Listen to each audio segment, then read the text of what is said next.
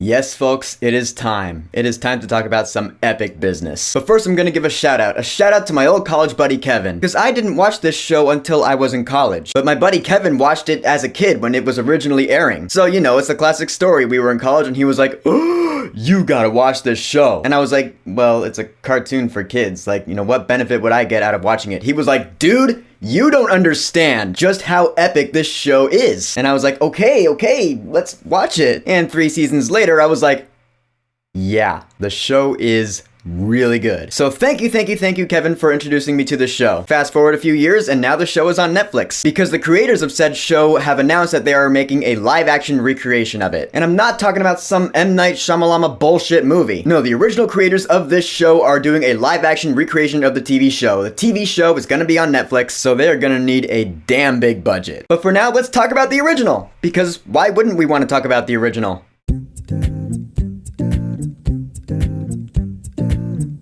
Avatar: The Last Airbender. Book 1.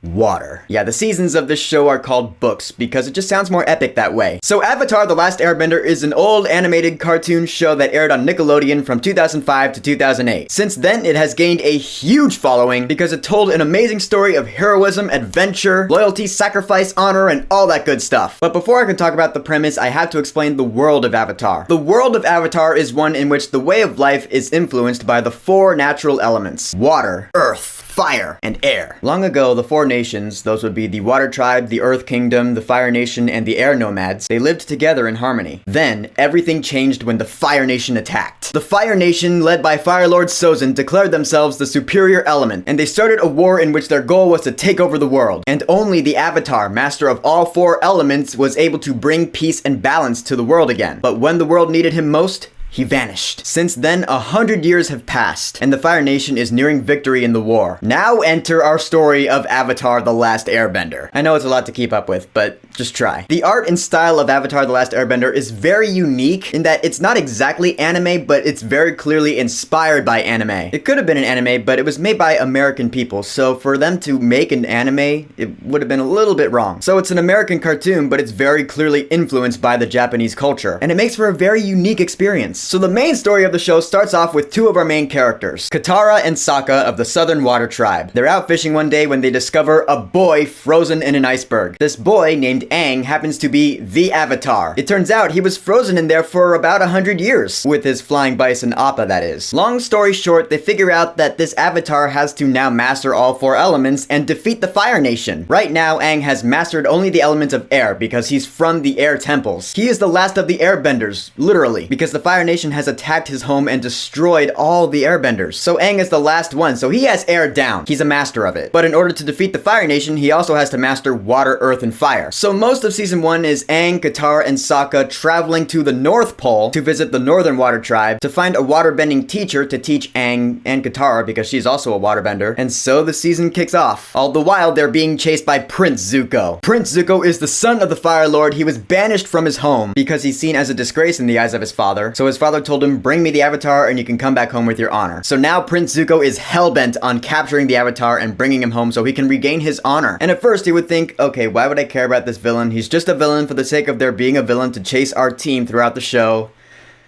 Oh, you. He becomes one of the most sympathetic characters pretty early on in the season, because there is an episode that explains how he got banished, how he got the scar on his eye, why he wants so desperately to regain his honor. After that episode, you totally get it. Zuko is accompanied by his uncle Iroh, who, to put it simply, is pretty much the Yoda to Zuko's Luke. But beyond that, from the very first interaction he has with Zuko in the show, you can instantly tell he is not on the side of everyone else in the Fire Nation. He actually has a moral compass. He's a firebender, he's Fire Nation ethnically, but he's a very wise old man. And he knows it's not just all about fire. The 4 elements must balance harmoniously in the world. But he was sent to accompany Zuko on his quest to regain his honor back. That relationship between Zuko and Iroh deepens as the series goes on, but for now in book 1, you're like, yeah, alright, this is actually a pretty solid antagonist team right here. Now, as for our main crew, Team Avatar, this show would have entirely failed if these characters weren't likable, and fun, and relatable, and all that good stuff. And these are kids, mind you. Aang is just 12 years old. He does understand that he has a really big responsibility on his shoulders, the biggest in the world. He has to master all 4 elements before the end of the summer, because at the end of the summer, this big comet's gonna come and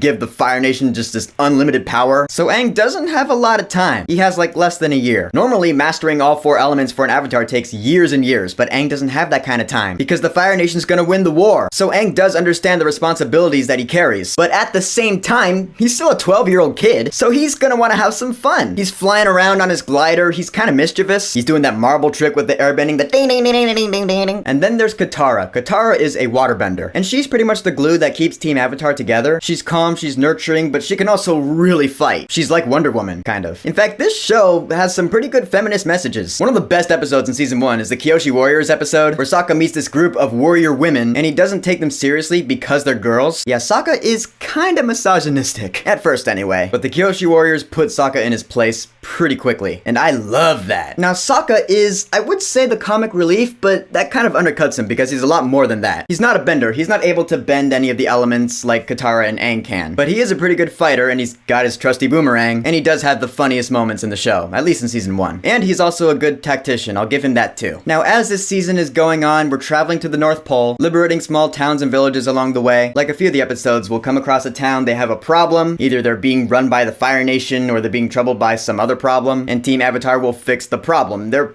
kind of filler episodes, but they're still very fun to watch because of the chemistry between all the characters and the comedic timing of everything. It being a show on Nickelodeon, there are gonna be some like kiddie humor moments. The later seasons lose that though because the kids are getting more mature. And we're also learning about the lore of the Avatar. You learn that Aang is the newest incarnation of the Avatar. All the past lives of the Avatar are all one ongoing life. That ends up being pretty important because under times of extreme stress, Aang can enter the Avatar state, which is a state of being where he calls upon all his previous lives. They all enter his body and he can unleash the power of like 1,000,000 avatars. It's a pretty big deal. But Aang also learns that if he is killed while he's in the Avatar state, the cycle will break and the Avatar will be gone forever. And we don't want that to happen. The Avatar state is one in which he is at his strongest and his most vulnerable. Pretty cool. Now, I was watching this show for the first time in a few years, and there were some voices in some of the guest stars. I was like, whoa, wait a minute, I know that voice. You have George Takei in one episode voicing the warden of that one Fire Nation prison. I knew that voice immediately because he was all like, "You are all now prisoners on my ship." Oh my. You also have Admiral Zhao, who's a pretty big deal in the Fire Nation. He's also after the Avatar. He's a little more skilled than Zuko, and he's voiced by Jason Isaacs. Yeah, Lucius Malfoy, yeah, that guy. You wouldn't know it because he's speaking in an American accent, so I looked it up. I was like, holy shit, it's Lucius Malfoy. And he's a pretty good villain too. He's less dimensional than Zuko, but he is pretty ruthless. I mean, not as ruthless as we're gonna see next season. But still, for this season, he's a pretty scary dude. So now we're at the end of the season. I'm gonna give you a spoiler warning. So to quickly wrap it up for those of you who have not seen the show,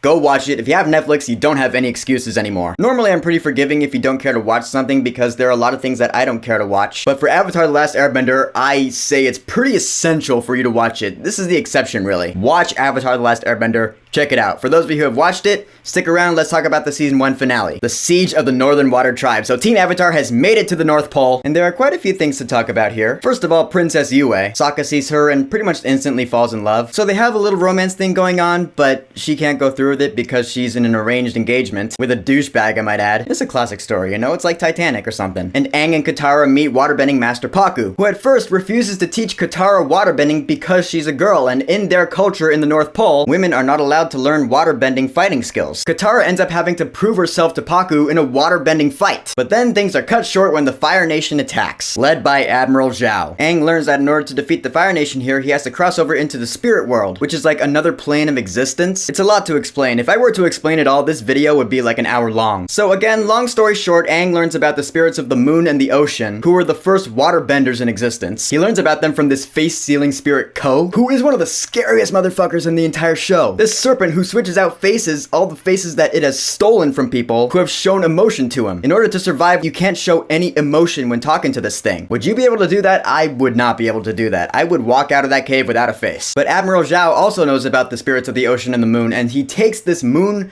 fish that is the spirit of the moon, and he straight up kills it. He kills the moon. Yeah, he is a ruthless, relentless dude. So Princess Yue is forced to sacrifice herself to save the moon spirit, or rather become the new one. Because of more backstory that I didn't touch on, she's able to do that. The show is very dense and thick with backstory. Again, if I were to touch on it all, this video would be 2 hours long. But in the end, Yue has sacrificed herself. She has become the new moon spirit, breaking Sokka's heart. Admiral Zhao is defeated by Aang after Aang becomes one with the ocean spirit and becomes this big, huge fish monster thing. that's pretty cool to see. By the end of the season, Aang pretty much has waterbending down, so that's 2 out of 4 now. So that's where book 1 ends. Admiral Zhao is defeated, Zuko is still out there somewhere with Iroh, Aang and Katara have pretty much gotten waterbending down, and that's where season 1 ends. So in the end, I know there's a lot I skipped out on, but Avatar: The Last Airbender book 1 Water is a really enjoyable season of the show. It's not as good as it's gonna get, but it's still great. There are a couple of kiddie humor moments that you can tell were just aimed for younger kids than me. If I had to file any major complaints with the show, it would be the music. I mean, the musical themes in the show are really good for sure, but sometimes the orchestra you can tell is just not real. Like, you can tell the horns are just not real. They're synthesized horns. You can tell at least if you have an ear for the sort of thing. But other times when you hear like the Asian instruments in the score, you can tell they're totally real. You know, all those ding, ding, ding. Yeah, those. Again, they just add to the culture and folklore of the show. So the music is not all bad, it's just sometimes it's really fake sounding. I'm pretty sure the live action recreation is gonna fix that. I love the main theme of the show, the da da da da. I hope they keep that theme in the live action recreation, because it's awesome. So to wrap this video up, awesome characters in Avatar: The Last Airbender. They're very well written, they're fun, they're relatable. The show has really good comedic timing, a great antagonist in Zuko, and Iroh is also awesome. Awesome world, great lore. I've always loved it when fiction uses the natural elements in fighting, like Bionicle or Pokemon, and Avatar: The Last Airbender is one of the best examples of that. Like I said, this show is absolutely a must-watch. So Avatar: The Last Airbender Book 1 Water. Have you watched the entire show? What do you think of Book 1 compared to the other seasons? What's your favorite episode in Book 1? Whatever you think, go ahead and leave a comment. And don't forget to subscribe.